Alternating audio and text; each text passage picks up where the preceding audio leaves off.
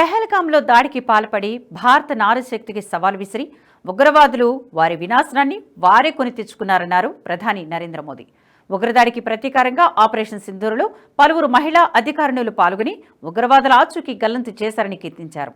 ఉగ్రవాదులే కాదు, వారిని పోషించేవారు కూడా భారీ మూల్యం చెల్లించుకోవాల్సి వస్తుందని ఆపరేషన్ సింధూర్ ద్వారా భారత్ ప్రపంచానికి చాటి చెప్పిందని పేర్కొన్నారు.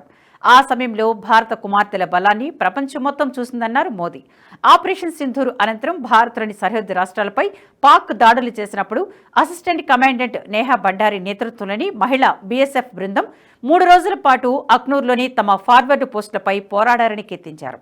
మన సంప్రదాయంలో సింధూర్ నారీ శక్తికి చిహ్నం. పెహల్గాంలో ఉగ్రవాదులు కేవలం మన పౌరుల రక్తం మాత్రమే కళ్ళ చూడలేదు, మన సంస్కృతిపై దాడి చేశారని తెలిపారు. మన సమాజాన్ని విభజించడానికి ప్రయత్నించారని, ఉగ్రవాదులు భారత నారీశక్తికి విసిరిన సవాలే వారి పాలిట, వారిని పోషిస్తున్న వారి పాలిట శాపంగా మారిందన్నారు.